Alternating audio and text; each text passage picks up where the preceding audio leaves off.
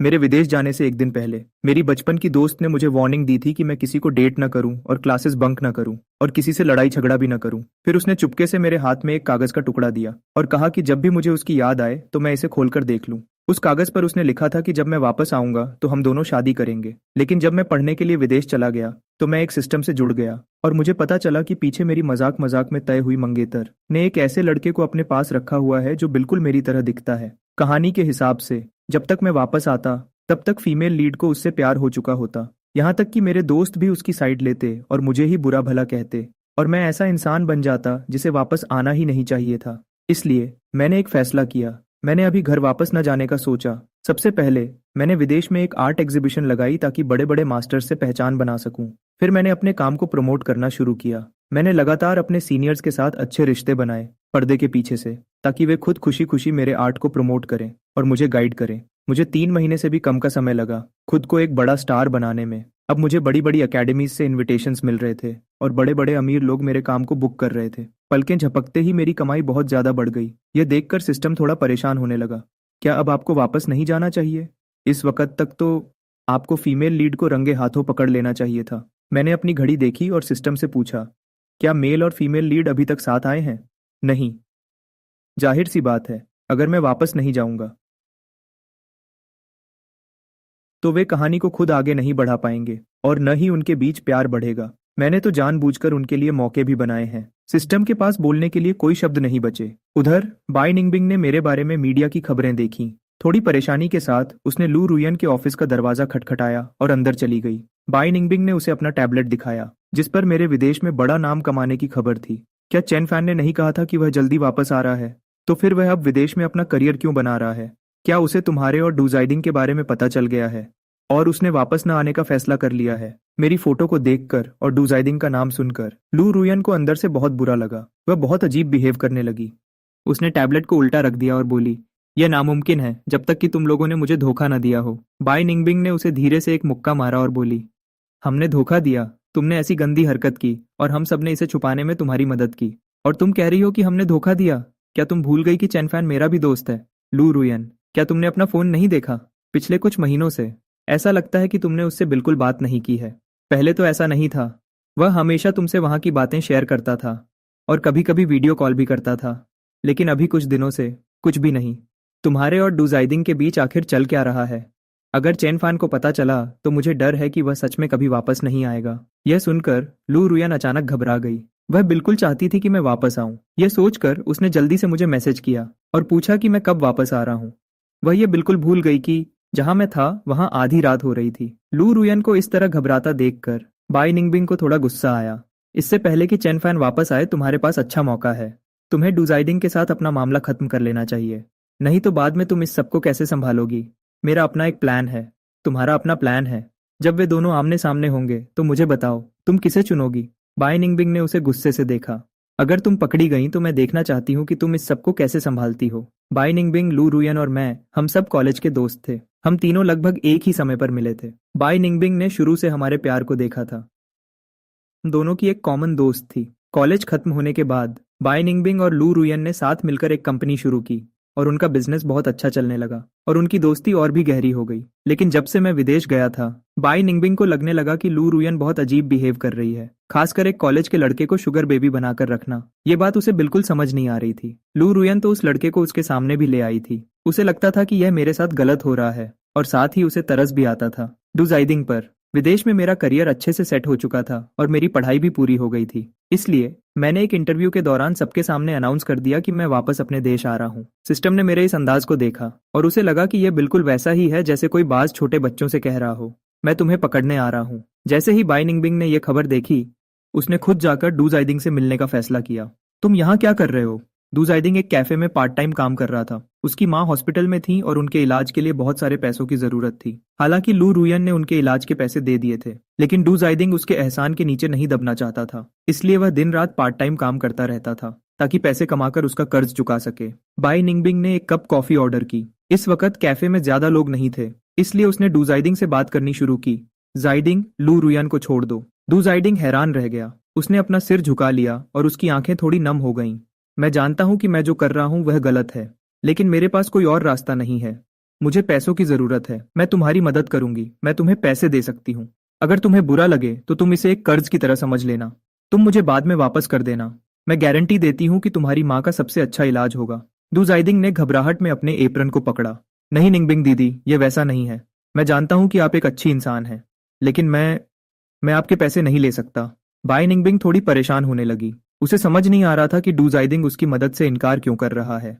लेकिन तुम लू रुयन के पैसे ले सकते हो। डू जाइडिंग ने ऊपर देखा और बाय निंगबिंग को गुस्से और दुहक से देखने लगा। बाय निंगबिंग ने आह भरी और कहा, मेरा वह मतलब नहीं था, लेकिन तुम्हें समझना होगा। लू रुयन की पहले ही शादी पक्की हो चुकी है और वे दोनों एक दूसरे से बहुत प्यार करते हैं। ऐसे में तुम उनके बीच आकर क्या बन रहे हो? डू जाइदिंग ने गुस्से में अपने होंठ चबा लिए। उसका चेहरा पीला पड़ गया। मैं जानता हूं कि मैं गलत हूं, लेकिन मेरे पास कोई और रास्ता नहीं है। मैं उसे नहीं छोड़ सकता। मैंने कहा ना कि मैं तुम्हारी मदद कर सकती हूँ। जाइदिंग, मैं तुम्हारी मदद कर सकती हूँ। जो कुछ भी लू रुयन तुम्हारे लिए कर सकती है वह मैं भी कर सकती हूँ। और तुम्हें शुगर बेबी होने का धब्बा भी नहीं झेलना पड़ेगा। क्या यह बेहतर नहीं है? डू जाइदिंग ने अपना सिर झुका लिया और अपने एप्रन को जोर से पकड़ लिया। बाई निंगबिंग ने जब उसे पैसे देने की बात कही तो उसे खुश होना चाहिए था, लेकिन वह लू रुयन को छोड़ना नहीं चाहता था। बाई निंगबिंग ने उसे थोड़ी देर देखा और फिर अचानक उसके चेहरे पर परेशानी आई। कहीं ऐसा तो नहीं कि तुम्हें लू रुयन से प्यार हो गया है? डू जाइदिंग ने तुरंत अपना सिर हिलाया। नहीं, ऐसा नहीं है। मैं उसे कैसे पसंद कर सकता हूँ? मैं नहीं करता। मैं सच में नहीं करता।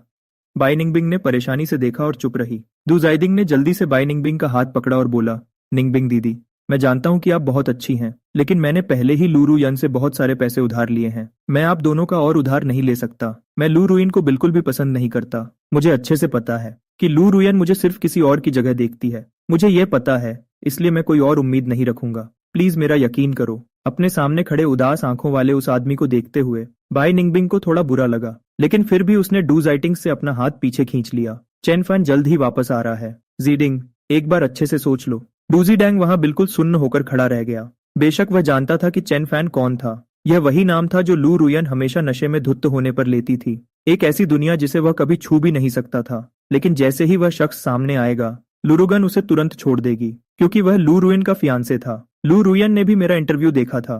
यह जानकर कि मैं वापस आ रहा हूँ वह बहुत खुश थी। साथ ही उसे बाई निंगबिंग की बातें याद आईं, इसलिए उसने डूसिडिंग से मिलने का प्लान बनाया, उसी अपार्टमेंट में जो उसने उसे दिया था। डूसिडिंग ने रात का खाना बना लिया था और वह खुशी खुशी ल्यू रुइन के आने का इंतजार कर रहा था। जब वह आखिरकार आई, उसने देखा कि वह उसे एक कॉन्ट्रैक्ट दे रही है। और कह रही है कि मैं हमारे अग्रीमेंट के हिसाब से तुम्हें पैसे दे दूंगी और तुम यह अपार्टमेंट अपने पास रख सकते हो। हमारा रिश्ता यहीं खत्म होता है। मैं हॉस्पिटल का सारा इंतजाम कर दूंगी, इसलिए तुम्हें चिंता करने की कोई जरूरत नहीं है। डू जीडिंग ने कॉन्ट्रैक्ट को जोर से पकड़ लिया। उसकी आंखों में आंसू आ गए। क्यों? इस बात को न मानते हुए उसने पूछा। क्यों? बिना कुछ सोचे लू रुइन ने कहा, वापस आ रहा है। डू जेडोंग को लगा जैसे उसका दिल टूट गया हो। उसकी जवानी के 2 साल और उसे जाने देने में थोड़ा सा भी दुख नहीं हो रहा था। क्या वह सच में सिर्फ एक स्टैंड इन था? ल्यू रुयन ने एक शब्द भी नहीं कहा। वह थोड़ी परेशान हो गई और वहां से जाने लगी। डूजिडिंग ने जल्दी से उसकी शर्ट का कोना पकड़ लिया और मिन्नत करती हुई आंखों से उसकी तरफ देखा। क्या तुम मेरी एक आखिरी बात मान सकती हो? लूरियन खामोश रही, लेकिन उसने उसका हाथ पीछे नहीं हटाया। डूजिडिंग का दिल टूट गया था और बोलते वक्त उसका गला भर आया। मैं तुम्हारे साथ आखिरी बार तुम्हारा बर्थडे मनाना चाहता हूँ। क्या मैं मना सकता हूँ? ल्यू रुयान ने थोड़ी देर सोचा। उसका बर्थडे अगले ही हफ्ते था और मैं अगले महीने से पहले वापस नहीं आने वाला था। इससे कोई फर्क नहीं पड़ने वाला था, इसलिए वह मान गई। डूसाइडिंग खुशी खुशी बर्थडे पार्टी की तैयारी करने लगा। उसने पहले से ही एक केटीवी रूम बुक कर लिया और अकेले ही उसे बहुत अच्छे से सजाया और यहाँ तक कि ल्यू रुयान के दोस्तों को भी बुलाया। डूजेदेंग ने खुद से कहा कि इस बर्थडे के बाद वह हमेशा के लिए चला जाएगा। अपनी माँ को लेकर अपने गाँव वापस चला जाएगा और यह ध्यान रखेगा कि लू रुयन उसे कभी ढूंढ न सके। बर्थडे पार्टी में बहुत भीड़ थी और क्योंकि वे सब लू रुयन के दोस्त थे तो जाहिर है वह गुस्से में नहीं रह सकती थी। डू जेदेंग उसके पास बैठा था और बिल्कुल एक होस्ट की तरह काम कर रहा था। वह दोस्तों की मेहमान नवाजी में बिजी था। उसने कुछ भी अजीब महसूस नहीं किया, लेकिन पास ही बैठी बाई निंगबिंग बिल्कुल खुश नहीं लग रही थी। आखिर में जब वे कैंडल बुझाने वाले थे तभी सब चिल्लाने लगे, किस करो, किस करो, किस करो, चलो किस करो। ड्यू जाइटिंग्स का चेहरा शर्म से लाल हो गया और वह उससे नजरें चुराने लगा। ल्यू रुयान को यह सब बहुत बेकार लगा। भले ही वह उसे यहाँ लेकर आई थी, लेकिन उन्होंने कभी हाथ तक नहीं पकड़ा था, तो वह उसे किस कैसे कर सकती थी। कुछ लड़के जानबूझकर उन्हें उकसाने लगे, जल्दी किस करो। क्या बॉस ल्यू शर्मा रही हैं?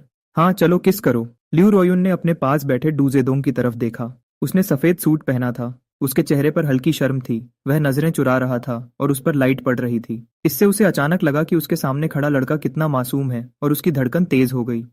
ड्यू साइडिंग ने लू रुयान की आंखों में देखा और उन दोनों के बीच का माहौल अचानक रोमांटिक होने लगा। ठीक उसी वक्त उस रूम का दरवाजा खुला और मैं, सफेद सूट पहने हुए, अंदर आया। ओ, मैं सच में लेट हो गया। जो लोग अभी तक मजा ले रहे थे वह अंदर ही अंदर लू रुयान के खराब टेस्ट का मजाक उड़ा रहे थे कि जब ये दोनों साथ खड़े हैं तो एक जैसे कैसे लग सकते हैं। मैंने बस लू रुयान की तरफ देखा और उसे ध्यान से देखा। इस फीमेल लीड का चेहरा मेरी यादों के मुकाबले बहुत ज्यादा समझदार लग रहा था। मेल लीड की तरफ देखकर मैं अपनी हंसी नहीं रोक पाया। एक और मासूम सफेद खरगोश जैसा लड़का, लेकिन वह सच में इस शरीर के असली मालिक जैसा दिखता था। लेकिन जब मैं बाहर था मैंने अपनी ताकत को इस शरीर में मिला लिया था और कुछ साल बाहर की दुनिया में मेहनत करने के बाद मैं पहले से कहीं ज्यादा शांत और समझदार हो गया था। इसलिए अब हम दोनों एक जैसे बिल्कुल नहीं लगते थे। ये देखकर कि कोई कुछ नहीं बोल रहा है, मैंने अपनी आईब्रो उठाई और पूछा, क्या मेरा स्वागत नहीं है? इससे पहले कि मैं अपनी बात पूरी करता किसी ने मुझे गले लगा लिया। मैंने उसके कंधे के ऊपर से देखा। लूरियन की सीट पहले ही खाली थी और मेरी नजर जिस पर पड़ी वह ड्यू एक्साइडिंग था, जिसका चेहरा दर्द और दुख से भरा था। लूरियन ने मुझे इतनी जोर से गले लगाया जैसे वह मुझे खुद में समा लेना चाहती हो। उसे अंदाजा भी नहीं था कि वह उसे कितना याद करती थी। यह सब देखकर बाकी सब लोग और भी अजीब महसूस करने लगे। कुछ लड़कियां आपस में बातें करने लगीं और वे डूजेटिंग की तरफ मजाक उड़ाते हुए देख रही थीं। दोजादंग का लाल चेहरा तुरंत पीला पड़ गया। वह मुश्किल से खड़ा हो पा रहा था और लड़खड़ाते हुए कुछ कदम पीछे चला गया, इससे पहले कि बाई निंगबिंग उसे संभालती। हे, बस करो, हम यहाँ तुम दोनों का प्यार देखने नहीं आए हैं। हाँ लू रुयान, अगर इतना ही प्यार जताना है तो घर जाओ। सच में, दोस्तों ने उन्हें छेड़ते हुए कहा। लूरियन ने मुझे छोड़ा और खुशी और प्यार भरी आंखों से मेरे चेहरे को देखने लगी। सबकी बातें सुनकर उसने मेरा हाथ पकड़ा और तुरंत वहां से जाने के लिए तैयार हो गई। हे, क्या तुम सच में जा रहे हो? ऐसे मत करो, हम सब बड़ी मुश्किल से मिले हैं और हमें चैन फान से भी बातें करनी है। बहुत वक्त हो गया है। हाँ, तुम अकेले उसे अपने पास नहीं रख सकती, कुछ लोगों ने कहा और आगे बढ़कर मुझे लू रुयन के हाथ से छुड़ाया और फिर एक एक करके मुझसे मिलने लगे। मैंने मुस्कुराकर सबके सवालों के जवाब दिए। सबसे एक एक करके बात करने के बाद मैं अचानक बाई निंगबिंग के ठीक सामने आ गया। मैंने उसकी तरफ देखा, मुस्कुराया और अपनी बाहें खोल दी। बाई निंगबिंग ने मुझे पास आते देखा तो वह थोड़ी घबरा गई। क्या हुआ ओल्ड बी, मुझे गले नहीं लगाओगी? वह पुराना नाम सुनकर बाई निंगबिंग हंस पड़ी और उसने मुझे गले लगा लिया। मुझे उससे पेड़ पौधों जैसी एक हल्की और अच्छी खुशबू आई। मैंने उसे जोर से गले लगाया और धीरे से कहा, मैंने तुम्हें बहुत याद किया। बाई निंगबिंग थोड़ी हैरान हो गई और उसने घबराकर ऊपर देखा। जब उसने देखा कि आसपास के सभी लोग हंस रहे हैं और उन्हें आम तरीके से देख रहे हैं तो उसे लगा कि कहीं उसने गलत तो नहीं सुन लिया। हमें इस तरह गले लगे हुए देखकर लू रुयन थोड़े गुस्से में आगे बढ़ी और मुझे खींचकर बाई निंगबिंग की बाहों से अलग कर दिया। अभी के लिए इतनी बातें काफी हैं। उसे एहसास हुआ कि उसके हाथ खाली थे। बाई निंगबिंग ने अपने हाथ बंद किए। उसे थोड़ा खाली खाली लगा। ओहो, किसी को जलन हो रही है। लू रुयान, तुम जलन में ऐसी हरकतें करते हुए बिल्कुल अच्छी नहीं लग रही हो। लू रुयान, तुम जलन में ऐसी हरकतें करते हुए बिल्कुल अच्छी नहीं लग रही हो। लू रुयान ने बिना कुछ बोले उन्हें गुस्से से देखा और बस मुझे जोर से पकड़ लिया, जैसे वह मुझे किसी और के पास नहीं जाने देना चाहती थी। उनकी मजाक की बातें सुनकर मैं मुस्कुराया, लेकिन मेरी नजर पहले ही दूसरी तरफ चली गई थी, उस लड़के पर जो ऐसा लग रहा था जैसे अभी रो पड़ेगा। मुझे नहीं लगता मैं इस दोस्त से पहले मिला हूँ। ये कौन है? मैंने सबकी तरफ देखा ताकि कोई उसका नाम बताए। वहां का हंसता खेलता माहौल अचानक बिल्कुल शांत हो गया। सब लोग शर्म के मारे अपनी नजर चुराने लगे। सिर्फ कुछ लड़कियां मजा लेने वाले अंदाज में देख रही थीं और मेरी तरफ अजीब इशारों से देख रही थीं। यह देखकर मैंने लू रुयान की तरफ देखा, बिल्कुल मासूम और भरोसेमंद चेहरे के साथ। मेरी नजर मिलते ही लू रुयान का दिल शर्म और घबराहट से भर गया। जब मैंने बाई निंगबिंग की तरफ देखा तो उसने पहले ही डूजिटिंग का हाथ पकड़ रखा था और वह थोड़ी परेशान लग रही थी। ये मेरा बॉयफ्रेंड है। यह सुनकर मेरी आंखें हैरत से खुली की खुली रह गईं। पुरानी दोस्त, आखिरकार कोई तुम्हें मिल ही गया। बाई निंगबिंग ने डूजिटिंग का हाथ छोड़ा और मेरे माथे पर धीरे से मारा। तुम क्या बकवास कर रहे हो? मैंने उसका हाथ हटाया और डूजिटिंग के पास गया।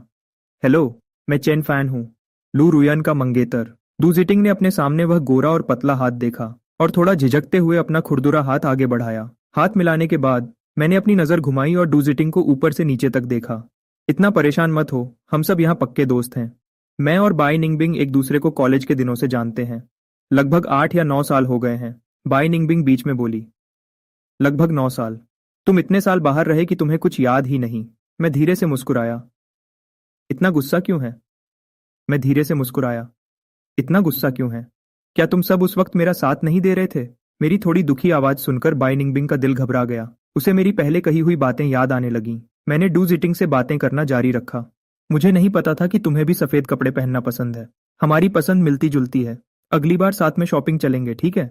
मेरी इस मासूमियत और अनजान बनने की एक्टिंग को देखकर सभी दोस्तों ने अपनी नजरें घुमा लीं, क्योंकि उन्हें डर था कि कहीं उनके मुंह से सच न निकल जाए। मुझे बार बार डूजिटिंग से बात करते हुए देखकर लू रुयन को बहुत अजीब लग रहा था। उसने जल्दी से मुझे अपने पास बैठने के लिए खींचा और फिर धीरे से पूछा, मेरा बर्थडे गिफ्ट कहाँ है?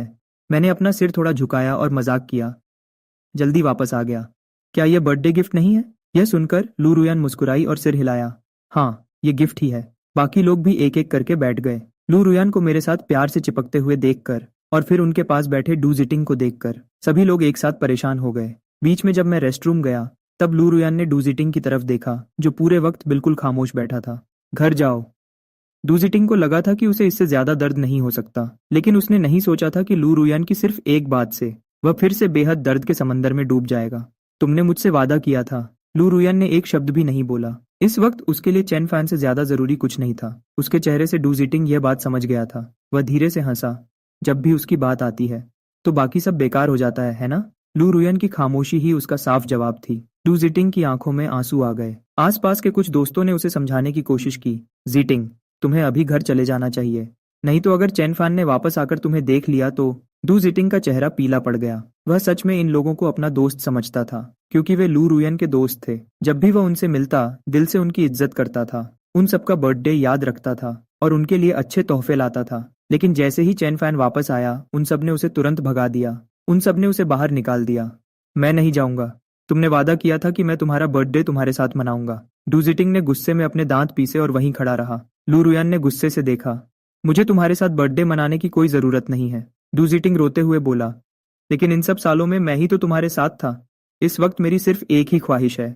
मैं बस आखिरी बार तुम्हारा बर्थडे तुम्हारे साथ मनाना चाहता हूँ। क्या मैं सच में बहुत ज्यादा मांग रहा हूँ? तुमने साफ साफ मुझसे वादा किया था। अब बस करो, यहाँ तमाशा मत बनाओ। एक लड़की से रहा नहीं गया और वह बोल पड़ी, असली वाला वापस आ गया है तो अब तुम जैसे नकली की किसे जरूरत है? सही बात है, एक और लड़की ने मजाक उड़ाते हुए कहा। सही बात है, एक और लड़की ने मजाक उड़ाते हुए कहा। डू जिटिंग, जरा आईने में अपना चेहरा तो देखो। तुम असली वाले के सामने कुछ भी नहीं हो। तुम सच को मानना ही नहीं चाहते और खुद को इस धोखे में रख रहे हो कि एक बदसूरत बतख कभी सफेद हंस बन सकती है। हमने तुम्हें जाने को कहा, फिर भी तुम बेशर्मों की तरह यहाँ खड़े हो। ये सच में बहुत शर्मनाक है। इन कड़वी बातों को सुनकर डू जिटिंग ने लू रुयन की तरफ देखा। उसे बहुत बुरा लग रहा था, लेकिन लू रुयन परेशान तो थी, पर उसने उसे बचाने के लिए एक शब्द भी नहीं बोला। डू जिटिंग का दिल पूरी तरह से टूट गया। बाई निंगबिंग ने जब देखा कि बातें हद से ज्यादा बढ़ रही हैं, तो उससे रहा नहीं गया और उसने उन्हें रुकने के लिए चिल्लाया। फिर उसने डू जिटिंग से कहा, मैं तुम्हें घर छोड़ देती हूँ। लेकिन डू जिटिंग ने जाने से साफ मना कर दिया। वह लू रुयन के पास गया और उसका हाथ पकड़ लिया। लू रुयन, और उसका हाथ पकड़ लिया। लू रुयन, मैं नहीं जाना चाहता। लू रुयन ने गुस्से से कहा, ठीक है, बाई निंगबिंग को तुम्हें घर छोड़ने दो। अगर बाद में चेन फैन को पता चल गया तो तुम्हारे आज के कपड़े बिल्कुल चेन फैन जैसे हैं। अगर उसे पता चल गया कि तुम उसकी जगह लेने वाले हो तो। मैंने ठीक उसी वक्त दरवाजा खोला और अंदर आ गया। उसकी जगह लेने वाला? कौन किसकी जगह ले रहा है? कमरे में अचानक बिल्कुल सन्नाटा छा गया। जैसे ही लू रुयन ने मुझे देखा, उसने तुरंत डू जिटिंग का हाथ झटक दिया। उस झटके से डू जिटिंग के हाथ पर तेज दर्द हुआ, लेकिन उसके दिल में इससे 10,000 गुना ज्यादा दर्द हो रहा था। उसका चेहरा बिल्कुल पीला पड़ चुका था। उसने बेहद दर्द के साथ लू रुयन को देखा। उसकी आंखों में गहरा दुख था। उस आवाज ने मेरा ध्यान भी खींच लिया और मैंने साफ देखा कि डू जिटिंग ने लू रुयन का हाथ जोर से पकड़ रखा था। मैंने तुरंत गुस्से से देखा और मेरी नजर दोनों पर घूमने लगी। क्या तुम बाई निंगबिंग के बॉयफ्रेंड नहीं हो? इस सवाल ने पूरे कमरे में सन्नाटा खींच दिया। बस पीछे धीरे से म्यूजिक बज रहा था। लू रुयन जल्दी से खड़ी हुई और मेरी तरफ बढ़ी। मैंने हाथ उठाकर उसे रोका। लू रुयन वहीं ठिठक गई और अजीब से डर और परेशानी के साथ मुझे देखने लगी। मैंने उसे देखा और फिर अपनी नजर बाई निंगबिंग की तरफ घुमाई। क्या कोई मुझे बताएगा कि इस उसकी जगह लेने वाले का क्या मतलब है? कौन है जो मेरी जगह ले रहा है? जांग याओ ने जल्दी से अपना सिर झुका लिया, जैसे वह गायब हो जाना चाहती हो, ताकि किसी को याद ना आए कि अभी वही बोल रही थी। मैंने लू रुयन की तरफ देखा। वह बिल्कुल खामोश थी। उसने एक शब्द नहीं बोला। वह बिल्कुल खामोश थी। उसने एक शब्द नहीं बोला। फिर मैंने बाई निंगबिंग की तरफ देखा। फिर मैंने बाई निंगबिंग की तरफ देखा। मैंने देखा कि बाई निंगबिंग ने अपने होंठ थोड़े दबाए हुए थे। मैं धीरे से थोड़ा अजीब तरीके से हंसा। फिर मैंने भीड़ में जांग याओ को ढूंढने के लिए अपना सिर घुमाया। जांग याओ, तुम मुझे बताओ, कौन किसका स्टैंड इन है? अपना नाम सुनकर जांग याओ एक पल के लिए हैरान रह गई। फिर उसने एक अजीब सी झूठी हंसी हंसने की कोशिश की। चेनफान, जैसा तुम सोच रहे हो वैसा नहीं है। हम तो बस पहले ऐसी ही बातें कर रहे थे। बस ऐसी ही बातें। हाँ, हाँ, हाँ, वह तो बस आम बातें थीं। गलत मत समझो। मैंने गुस्से में एक ठंडी सांस ली। क्या तुम सब मुझे पागल समझते हो? क्या तुम्हारे चेहरे से लग रहा है कि तुम बस ऐसी ही बातें कर रहे थे? बाकी लोग शर्मिंदा होकर पीछे हट गए। मैंने डू जेटांग की तरफ देखा। क्यों ना हम यहाँ मिस्टर डू को ही बोलने दें। वह खुद ही हमें बताएं कि वह किसके बॉयफ्रेंड है। डू जेटांग का चेहरा गुस्से और शर्म से लाल हो गया, जैसे उसकी इज्जत को मिट्टी में मिला दिया गया हो। मैंने ऐसा दिखावा किया जैसे मैंने अभी अभी उसे देखा हो और देखा कि वह बिल्कुल मेरे जैसा दिखता है। तभी मैं सोचूं कि अंदर आते ही मुझे कुछ अजीब क्यों लगा था। बेबी, क्या यह सच में तुम्हारा बॉयफ्रेंड है? मैंने भीड़ के पीछे खड़ी बाई निंगबिंग की तरफ देखा। बाई निंगबिंग ने काफी देर तक अपने होंठ दबाए रखे और फिर ना में सिर हिला दिया। फिर उसने अपनी नजर लियू रुयान की तरफ घुमाई। तो फिर यह तुम्हारा बॉयफ्रेंड होगा? नहीं, तुम ही मेरे अकेले बॉयफ्रेंड हो। लियू रुयान ने जल्दी से इस बात से इनकार किया। तुम बेशर्म हो। मैंने अपना हाथ उठाया और लियू रुयान को एक थप्पड़ मार दिया। लियू रुयान का चेहरा एक तरफ घूम गया। डू जेटांग ने अपने हाथ से अपना मुंह बंद कर लिया। वह चिंता के साथ लियू रुयान को देखने लगा। बाकी सब भी उस थप्पड़ को देखकर हैरान और खामोश हो गए। You better explain yourself clearly, अपने माँ बाप को और मेरे माँ बाप को भी। इस सब गंदे कामों के बारे में जो तुम कर रही हो। मैं ही अंधा था जो तुम पर भरोसा किया। यह कहकर मैं घूम गया और सीधा बाहर की तरफ भाग गया। जियांग याओ अपनी सीट से तुरंत खड़ी हो गई। वह जल्दी से लियू रुयान के पास गई और उसे धक्का दिया। जल्दी करो और उसके पीछे जाओ। लियू रुयान आखिरकार होश में आई और मेरे पीछे भागी। मेरे पास पहुंचने के बाद वह लगातार सफाई देने लगी। मेरे और उसके बीच कुछ भी नहीं चल रहा है। मैंने तो उसका हाथ तक नहीं पकड़ा है। चेनफैन, मैं तुमसे भीख मांगती हूँ। ऐसे मत करो। क्या तुम मुझे माफ कर सकते हो? मुझसे सच में एक पल के लिए बेवकूफ़ी हो गई थी। प्लीज ऐसा मत करो। मैं तुमसे भीख मांगती हूँ। मुझे बस तुम्हारी बहुत याद आ रही थी, इसलिए मैं खुद को रोक नहीं पाई। मैंने अपने हाथों से अपने कान बंद कर लिए। मैं कुछ नहीं सुनना चाहता। लियू रुयान वहीं रुक गई और मुझे एक ठंडे चेहरे से देखने लगी। मैंने कभी खुद को इतना कमजोर और लाचार नहीं होने दिया था। लियू रुयान, चलो थोड़ा शांत हो जाते हैं। मुझे तो अब यह भी नहीं पता कि जो तुम कह रही हो वह सच है या झूठ। मेरा तुम पर से पूरा भरोसा उठ चुका है। मुझे सोचने के लिए थोड़ा वक्त चाहिए। चलो कुछ वक्त के लिए एक दूसरे से नहीं मिलते। लियू रुयान डर से कांप उठी। क्या तुम मुझे छोड़ने वाले हो? मैंने उसकी तरफ अपनी पीठ कर ली। मेरा दिल टूट चुका था। फिर तुम मुझसे क्या चाहती हो? मैंने पीठ घुमाई। मैं अंदर से टूट रहा था। तुम मुझसे क्या चाहती थी? मैंने तुम्हें अपना सब कुछ दे दिया और बदले में तुमने क्या किया? तुम किसी और के साथ चली गई। लियू रुयान, तुमने मुझे धोखा दिया है। लियू रुयान ने जल्दी से मुझे पीछे खींचा। मैंने ऐसा नहीं किया। मुझे पता है मुझसे गलती हुई है। प्लीज मेरा भरोसा करो। मुझे बस इस एक बार माफ कर दो, ठीक है? मैं तुमसे भीख मांगती हूँ। मैं तुमसे भीख मांगती हूँ। पहले तो मैंने खुद को छुड़ाने की कोशिश की, लेकिन फिर मैंने चुपचाप उसे खुद को गले लगाने दिया। चलो अभी थोड़ी देर के लिए शांत हो जाते हैं और अपने जज्बात को समझते हैं। तुम पहले अपनी इस अजीब मुश्किल को ठीक करो, हम उसके बाद बात करेंगे। लियू रुयान तुरंत मान गई।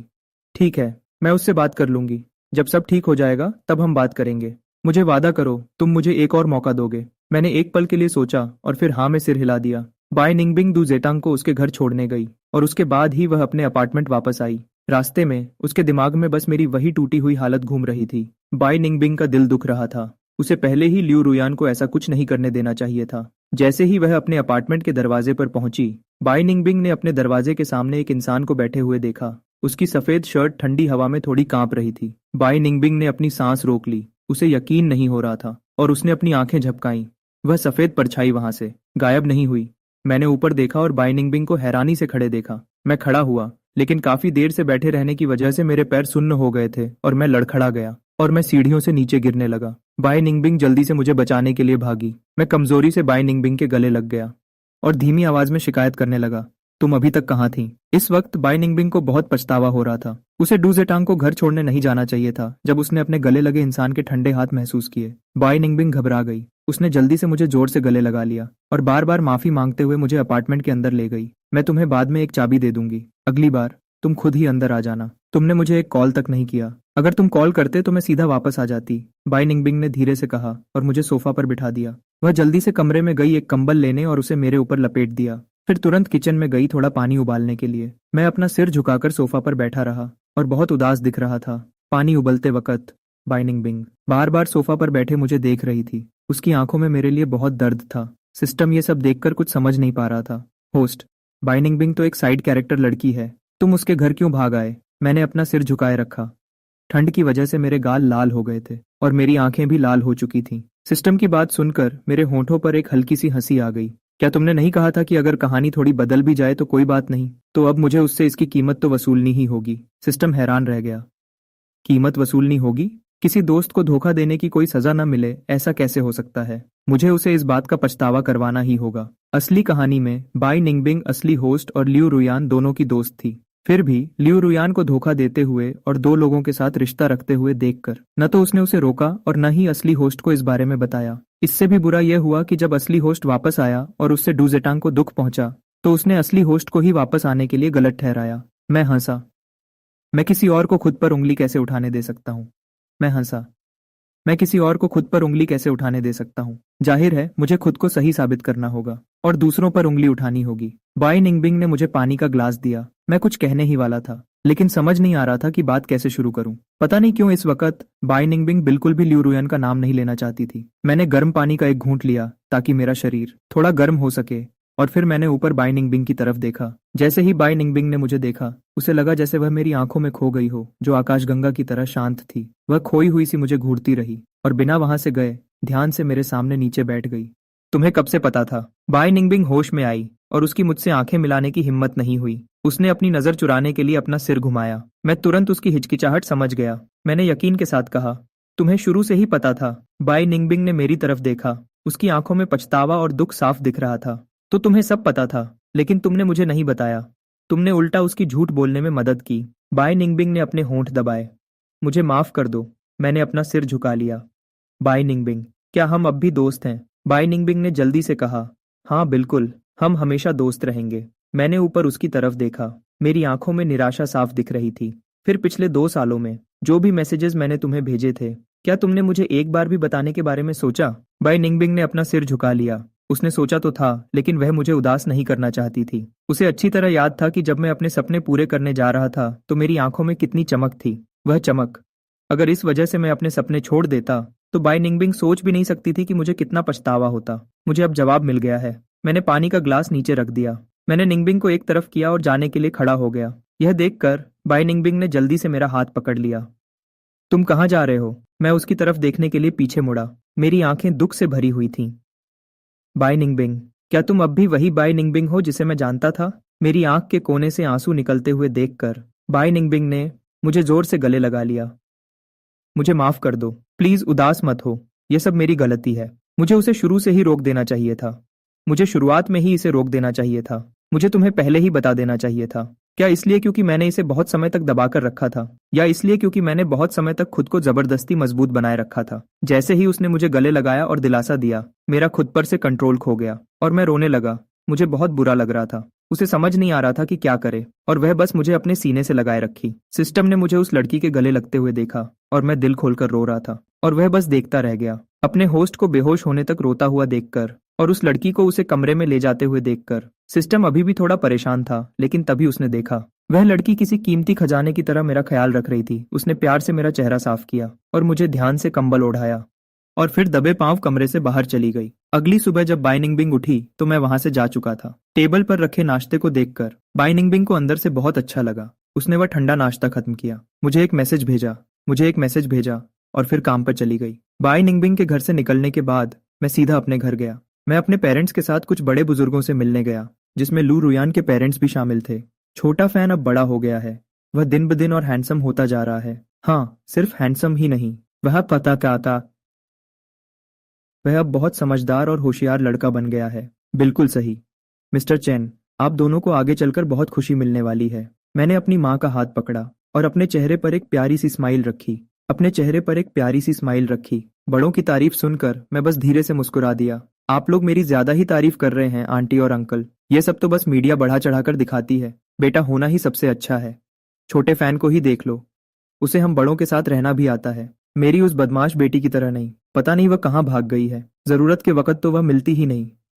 हाँ हाँ हाँ, बिल्कुल सही बात है। बेटे सच में ज्यादा ध्यान रखते हैं, बिल्कुल एक सहारे की तरह, है ना? और एक मेरी वह लड़की है जो कभी मेरे साथ वक्त बिताने के बारे में सोचती भी नहीं। जब भी मैं उसे ढूंढता हूँ वह कहीं नहीं मिलती। काश मेरा भी एक बेटा होता। ऐसा नहीं है कि हर बेटे वाले परिवार में ऐसा होता है। क्या आप सबने जो फैमिली के उस लड़के को नहीं देखा जो हर रोज अजीब व गरीब चमकीले कपड़े पहनता है? मुझे लगता है मिसेस जो गुस्से से मरने वाली है। आखिर में चैन फैमिली ही सबसे खुशनसीब है। ये बात तो बिल्कुल सच है। आखिर में चैन फैमिली ही सबसे खुशनसीब है। ये बात तो बिल्कुल सच है। मैं अपने पेरेंट्स के बिल्कुल पास ही रहा और एक अच्छे बेटे का फर्ज पूरी तरह निभाता रहा, बहुत ही आज्ञाकारी और समझदार बनकर, जिसकी वजह से कई बड़े बुजुर्गों ने मेरी बहुत तारीफ की। लू रुयान के पेरेंट्स जब उन्होंने आसपास के लोगों को मेरे बारे में पूछते हुए सुना तो दोनों मुस्कुरा उठे। उन्होंने कहा, दोनों की शादी शायद जल्द ही होने वाली है। पहले इसमें देरी हुई क्योंकि छोटे फैन को पढ़ाई के लिए विदेश जाना था। हाँ, बच्चे एक दूसरे को खुद पसंद करते हैं। पेरेंट्स होने के नाते हम बीच में नहीं आते, हम बस उनका साथ देते हैं। ऐसा कुछ नहीं है कि दोनों की जोड़ी अच्छी नहीं है। बच्चे सच में एक दूसरे से बहुत प्यार करते हैं। पहले लू की माँ मेरे विदेश जाने से खुश नहीं थी, लेकिन अभी उन्हें मेरी इस कामयाबी पर बहुत गर्व हो रहा था। वह अपने इस होने वाले दामाद के बारे में पूरे गर्व से बात कर रही थी। जब भी कोई पूछता तो वह हमेशा कहती कि शादी बस होने ही वाली है। कोई भी देखकर समझ सकता था कि वह अपने होने वाले दामाद से कितनी खुश है। मैंने भी अकेले में लू के पापा से बात की और उनकी माँ से भी। मैंने उन्हें बताया कि मैं विदेश से उन दोनों के लिए गिफ्ट्स लाया हूँ और जब मैं किसी और दिन उनके घर आऊंगा तो वे गिफ्ट्स ले आऊंगा। लू के पापा अपने इस तमीजदार होने वाले दामाद से बहुत खुश थे।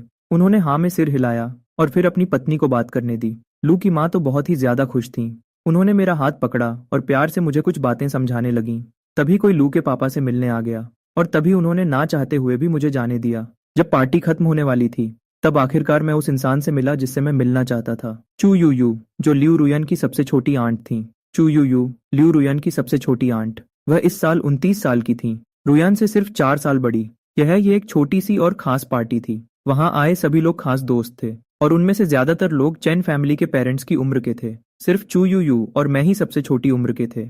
जब मैंने चू यू यू को ढूंढा तो वह दूसरी फ्लोर पर एक आरामदायक चेयर पर बैठकर धूप सेंक रही थी और उसने अपने चेहरे पर एक किताब रखी हुई थी। आवाज सुनकर चू यू यू ने अपनी आंखें खोली और अपने चेहरे से किताब को हटाया। ऊपर देखते हुए उसने व्हाइट सूट में एक लड़के को देखा जो बिल्कुल उसके सामने खड़ा था। उसकी आंखें ध्यान से उसकी तरफ देख रही थीं। चू यू यू ने थोड़ा गुस्से से देखा और अपने हाथ की किताब को थोड़ा नीचे किया। चू यू यू थोड़ी परेशान थी और जैसे ही उन्होंने गुस्से में उसे वहां से भगाने की कोशिश की, उनकी नजर मेरे कॉलर बोन पर पड़ी जो मेरे थोड़े ढीले कॉलर के नीचे से साफ दिख रहे थे। एक ठंडी हवा चू यू यू के कान के पास से गुजरी जिसकी वजह से मेरी शर्ट आगे से थोड़ी सी खुल गई। रोशनी में वे लाइंस बहुत ही खूबसूरत लग रही थी जो बहुत ही आकर्षक लग रहा था। चू यू यू ने अपना थूक निगला। चू यू यू ने अपना थूक निगला। उनकी उंगलियां अपने आप किताब के कवर को छूने लगीं। उनकी उंगलियां अपने आप किताब के कवर को छूने लगीं। मैं थोड़ा आगे की तरफ झुका और मेरा कॉलर मेरे कंधे से थोड़ा नीचे खिसक गया जिससे मेरा कॉलर बोन साफ दिखने लगा। मैंने मुस्कुराकर पूछा, चू यू यू,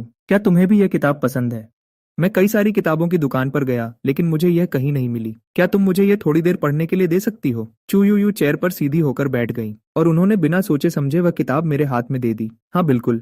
मैं बहुत खुश दिखा और जल्दी से दोनों हाथ आगे बढ़ाए। जैसे ही मैंने किताब ली, मेरा हाथ गलती से चू यू यू के हाथ से छू गया। जब चू यू यू ने अपना हाथ पीछे खींचा तो वह अपनी नाक को थोड़ा छूने लगी। उन्हें सिगरेट की एक हल्की सी खुशबू महसूस हुई। किताब लेकर मैं सीधा चू यू यू के सामने बैठ गया।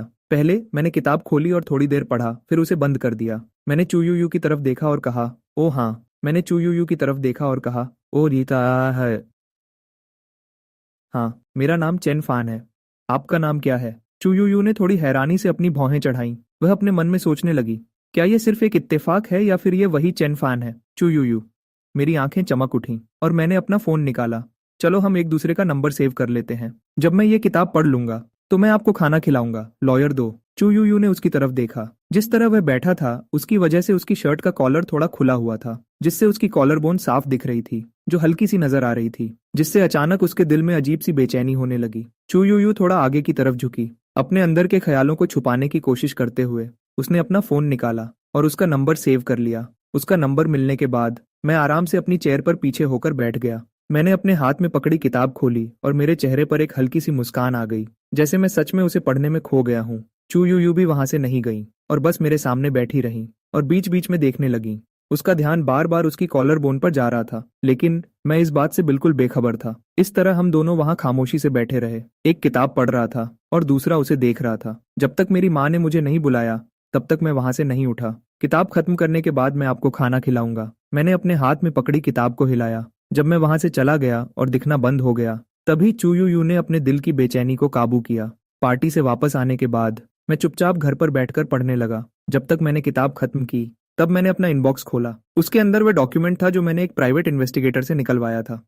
डू जीटिंग के बारे में। उसकी माँ को ब्लड कैंसर यानी ल्यूकीमिया था। क्योंकि कोई सही बोन मैरो मैच नहीं मिल रहा था, इसलिए वो हॉस्पिटल में एडमिट थी और उनका कीमोथेरेपी चल रहा था। और ये सारा खर्चा, जाहिर है, लू रोयन उठा रही थी। डू जेटेंग का एड्रेस देखते हुए और इन्वेस्टिगेटर की भेजी हुई रोज की रिपोर्ट को देखकर मुझे पता चला कि वह आज एक कैफे में पार्ट टाइम काम कर रहा है, इसलिए मैं वहां चला गया। वेलकम, आप क्या ऑर्डर करना चाहेंगे?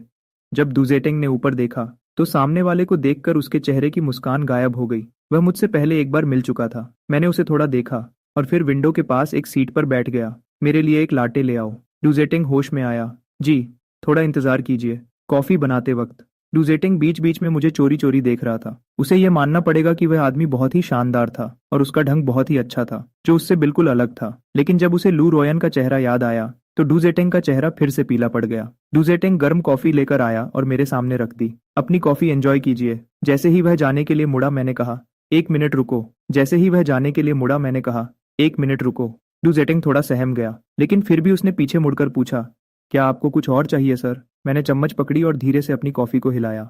मैं पूछना चाहता हूँ, जब तुम लू रोयन के लवर बने तो क्या तुम जानते थे कि उसका पहले से एक फियांसे है? डूजेटिंग वहीं जम गया और उसका चेहरा बिल्कुल सफेद पड़ गया। जब उसकी माँ को ल्यूकीमिया का पता चला था तब उसे लगा था कि उसकी दुनिया ही उजड़ गई है। तब लू रोयन ने ही उसे सहारा दिया था। उसने उसकी माँ के लिए सबसे अच्छा हॉस्पिटल ढूंढा, बड़े डॉक्टर्स का इंतजाम किया और हॉस्पिटल का सारा महंगा खर्चा उठाया। डूजेटिंग को लगा कि उसकी जिंदगी में कोई परी आ गई है। जब वह बहुत खुश था तभी उसने अचानक उसके हाथ में एक अग्रीमेंट थमा दिया और कहा कि उसे किसी और की पसंद के मुताबिक कपड़े पहनने होंगे। उसे मेकअप करने के लिए मजबूर किया गया और उन चीजों को पसंद करने के लिए कहा गया जो उस दूसरे शख्स को पसंद थी। उसे किसी और की जगह लेने के लिए मजबूर किया गया। डूजेटिंग को लगा कि उस पर फिर से मुसीबत टूट पड़ी है, लेकिन वह मना नहीं कर सका। उसके पास लू रोयन को मना करने का कोई रास्ता नहीं था। वह उसकी माँ की जान बचाने वाली थी और उसके दिल की रानी भी। इसलिए डूजेटिंग ने सोचा कि क्यों ना वह थोड़ा मतलबी बन जाए और जब तक वह दूसरा शख्स वहां नहीं है तब तक वह लू रोयन के साथ रहेगा। लेकिन उसे पता ही नहीं चला कि कब यह हद पार हो गई। लू रोयन उसके साथ और भी अच्छा बर्ताव करने लगी। वह उसे अपने दोस्तों और बहनों से मिलवाने ले जाने लगी और वह खुद भी उस पर पूरी तरह निर्भर होने लगा। अगर मैं बीच में न आता तो डूजेटिंग को लगता कि वही सच में अकेला है जो लू रोयन के दिल में रहता है। उसे इस हाल में देखकर अब मेरे लिए समझने को बचा ही क्या था। मैं मजाक उड़ाते हुए हंसा। तो तुम अच्छे से जानते थे कि लू रोयन का पहले से एक फियांसे है, फिर भी तुम उसके लवर बनने के लिए तैयार हो गए? डूजेटिंग का चेहरा बिल्कुल सफेद पड़ गया। उसकी आंखें लाल हो गईं, जैसे किसी ने उसकी इज्जत को मिट्टी में मिला दिया हो। लेकिन मैंने उससे सवाल पूछना बंद नहीं किया। तो क्या तुम जानते थे कि लू रोयन और मैं सिर्फ घरवालों की मर्जी से शादी नहीं कर रहे थे, बल्कि हम सच में एक दूसरे को पसंद करते थे, एक दूसरे की परवाह करते थे और इसीलिए हमारी सगाई हुई थी। डूजेटिंग ने अपनी मुट्ठी भींची और इस बेइज्जती को बर्दाश्त किया।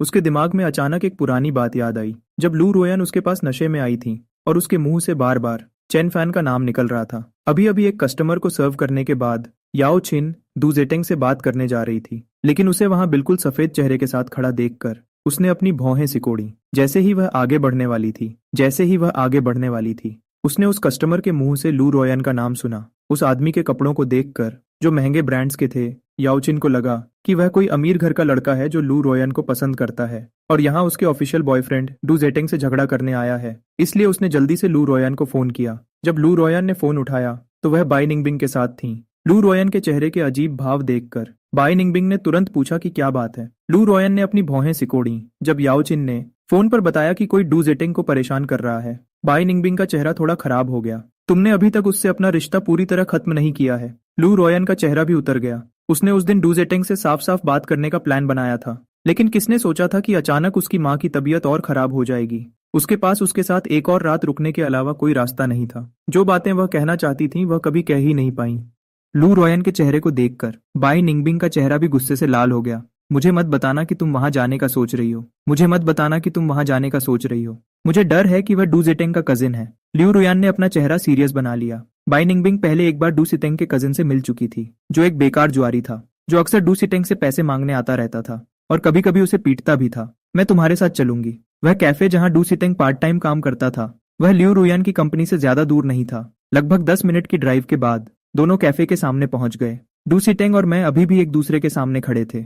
मिस्टर डू, मेरी फियांसे को अकेला छोड़ने के लिए आपको क्या चाहिए? डू सिटेंग का चेहरा बिल्कुल सख्त हो गया था। उसने काफी देर तक अपने एप्रन को जोर से पकड़े रखा और आखिर में दबे स्वर में बोला, मुझे माफ कर दीजिए। उसने काफी देर तक अपने एप्रन को जोर से पकड़े रखा और आखिर में दबे स्वर में बोला, मुझे माफ कर दीजिए मिस्टर चैन, मुझे सच में पैसों की जरूरत है। मैंने गुस्से से देखा।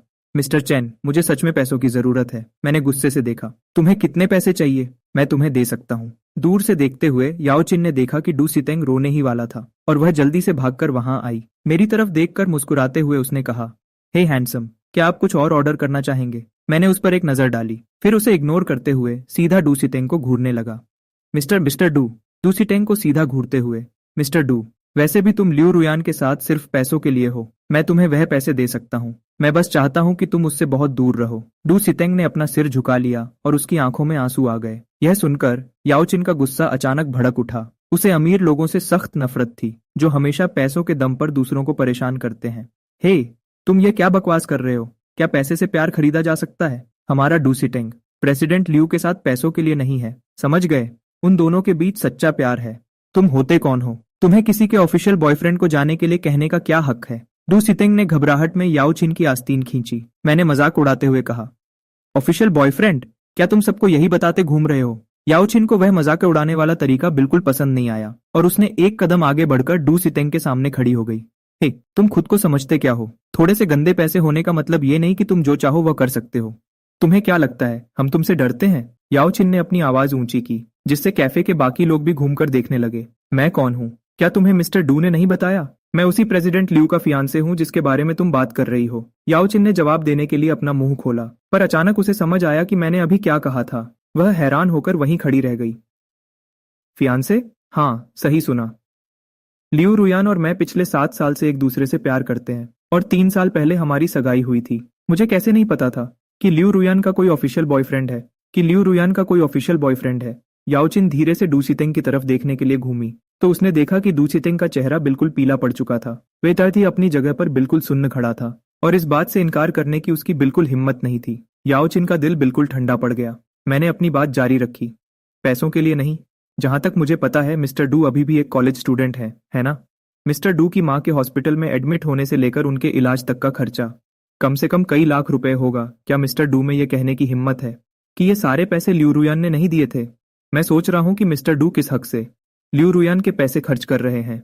कैफे के सारे कस्टमर्स हैरान थे और बड़े ध्यान से इस तमाशे को देख रहे थे। क्या यह असली पार्टनर और घर तोड़ने वाले के बीच का झगड़ा है? यह तो बहुत मजेदार है। तभी लियू रुयान और बाई निंगबिंग अंदर आईं। उन्होंने सिर्फ डू सितेंग को सिर झुकाए हुए देखा, जिसके गालों पर आंसू बह रहे थे। जहां तक मेरी बात है, मुझे याओ चिन ने छुपा रखा था, इसलिए लियू रुयान मुझे बिल्कुल नहीं देख सकी। यह नजारा देखकर उसका गुस्सा भड़क उठा और वह तेजी से वहां आई और डू सितेंग को अपने पास खींचते हुए बोली, तुम्हें कौन परेशान कर रहा है? आवाज सुनकर याओ चिन पीछे घूमी। लियू रुयान ने भी ऊपर देखा और जैसे ही याओ चिन एक तरफ हुई, उसकी नजर मुझसे मिली। मेरी नजरें उसके सामने थीं। लियू रुयान वहीं की वहीं जम गई। होश में आने के बाद उसने जल्दी से डू सिटेंग का हाथ झटक दिया। डू सिटेंग पास की एक टेबल से जा टकराया और वह हैरानी से लियू रुयान को देखने लगा। मैंने एक दर्द भरी हंसी हंसते हुए कहा, तो तुम्हारा मतलब यह था जब तुमने मुझसे एक और मौका मांगा था? क्या तुम इसी तरह सब ठीक करने वाली थी? लियू रुयान ने जल्दी से 2 कदम आगे बढ़ाए। ऐसा नहीं है चेन फैन, मैंने ऐसा नहीं। लेकिन जैसे ही उसने मेरे पास आने की कोशिश की, मैं तुरंत खड़ा हो गया और पीछे हट गया। मेरे पास मत आओ लियू रुयान, मुझे तुमसे बहुत निराशा हुई है। तुम्हें देखकर मुझे घिन आती है। यह कहकर मैंने अपने हाथ में पकड़ा कॉफी का कप उठाया और उसे सीधा लियू रुयान के चेहरे पर फेंक दिया और बिना सोचे समझे वहां से निकल गया। लियू रुयान ने जल्दी से अपने चेहरे से कॉफी साफ की। वह मेरे पीछे भागने ही वाली थी, तभी बाई निंगबिंग ने उसे रोक लिया। उसे अब और परेशान मत करो, मुझे डर है कि उसे कुछ हो ना जाए। यह सुनकर लियू रुयान और भी ज्यादा परेशान हो गई। वह मेरे पीछे आना चाहती थी, पर उसकी हिम्मत नहीं हुई। बाई निंगबिंग ने आगे कहा, मैं जाकर उसे देखती हूँ, तुम अपना यह मामला संभालो। बाई निंगबिंग को मेरे पीछे जाते हुए देखकर लियू रुयान के दिल में और भी ज्यादा दर्द होने लगा। याओ चिन हैरान होकर वहीं खड़ी रही। उसके चेहरे पर उदासी थी। उसका दोस्त, जिसे वह बिल्कुल मासूम समझती थी, वह असल में दूसरों का घर तोड़ने वाला निकला, और वह भी एक नंबर का धोखेबाज निकला। डू सितेंग लड़खड़ाया, पर उसने खुद को संभाल लिया। जैसे ही वह उसके पीछे भागने लगा, उसने देखा कि लियू रुयान उसे गुस्से से घूर रही थी, जिससे उसकी धड़कन रुक सी गई। लियू रुयान ने डू सितेंग की तरफ ठंडी नजरों से देखा। उसकी आवाज में नफरत साफ झलक रही थी। आज के बाद मेरे सामने कभी मत आना, और उसके सामने भी कभी मत जाना। यह कहकर लियू रुयान वहां से चली गई। इस वक्त कैफे के लोग डू सितेंग को नफरत भरी नजरों से देख रहे थे, खासकर वह लोग जो रोज वहां आते थे। जो पहले इस लड़के को एक अच्छा और सीधा साधा कॉलेज स्टूडेंट समझते थे। उन्होंने कभी नहीं सोचा था कि यह इतना बड़ा धोखेबाज होगा। लिू रुयान की ऐसी बातें सुनकर दू सितेंग को लगा जैसे उसके दिल पर छुरी चल गई हो। उसने दर्द के मारे अपना सीना पकड़ लिया। उसे लगा कि कोई उसे दिलासा देने आएगा, लेकिन काफी देर तक कोई आवाज नहीं आई। उसने मजबूर होकर याओचिन की तरफ देखा तो देखा कि याओचिन पता नहीं कब काउंटर पर वापस जाकर कस्टमर्स को सर्व करने में बिजी हो गई थी। बाय निंगबिंग मेरे पीछे आई। उसने मुझे अपने पास खींचा और एक टैक्सी बुलाई। थोड़ी ही देर में वह मुझे अपने अपार्टमेंट ले आई। जैसे ही मैंने अपार्टमेंट में कदम रखा, मैं वहीं रुक गया। यह देखकर बाय निंगबिंग, जो मुझे आगे से खींच रही थी, वह भी रुक गई। क्या हुआ? मैंने खुद को उसके गले लगा लिया ताकि वह मुझे संभाल सके और दिलासा दे सके। बाय निंगबिंग थोड़ी देर के लिए हैरान हुई, फिर उसने मुझे जोर से गले लगा लिया। मैंने धीरे से कहा, बाय निंगबिंग, क्या अब मेरे पास सिर्फ तुम ही बची हो? उदास मत हो, मैं अभी भी तुम्हारे साथ हूँ। मैं एक और रात बाय निंगबिंग के घर पर ही रुका। अगले दिन पहले की तरह मैं ब्रेकफास्ट बनाकर वहां से निकल गया। जब मैं घर पहुंचा तो मुझे अपनी जेब में एक एक्स्ट्रा चाबी मिली। मैंने धीरे से मुस्कुराया। लगता है मछली जाल में फंस गई है। मैंने अपने बेड के पास रखी किताब पर हाथ फेरा। मैंने अपना फोन निकाला और चू यू यू को एक मैसेज भेजा। मिस चू, मैंने किताब पढ़ ली है। आप कब फ्री हैं? मैं आपको खाना खिलाऊंगा और साथ ही आपकी किताब भी वापस कर दूंगा। जैसे ही उसे मैसेज मिला, वह अपने असिस्टेंट की काम की रिपोर्ट सुन रही थी। फोन की घंटी सुनकर असिस्टेंट एक पल के लिए हैरान रह गई। फिर उसने घबराते हुए अपनी बॉस की तरफ देखा और अपनी जेब से अपना फोन निकाला। चुपके से देखते हुए उसे पता चला कि उसे कोई मैसेज नहीं आया था, जबकि असिस्टेंट अभी भी परेशान थी। उसने देखा कि उसकी बॉस ने अपना फोन उठाया और वीचैट खोला। मैसेज देखकर चू यू ने थोड़ी हैरानी से अपनी आईब्राउ उठाई। असिस्टेंट चुपचाप एक तरफ खड़ी रही और अपनी बॉस के रिप्लाई करने का वेट करने लगी। अंदर ही अंदर बहुत हैरान थी। वह 5 साल से अपनी बॉस की असिस्टेंट थी, फिर भी उसने अपनी बॉस को पहले कभी वीचैट यूज करते नहीं देखा था। सिर्फ 30 साल की थी। फिर भी वह 50 साल से बड़े किसी बूढ़े आदमी की तरह बिहेव करती थी। इस वक्त अपनी बॉस को फोन पर चिपके हुए और मैसेज लिखते हुए देखकर असिस्टेंट ने हैरानी से अपनी आईब्राउ उठाई। वह थोड़ी क्यूरियस थी कि आखिर फोन के दूसरी तरफ कौन है।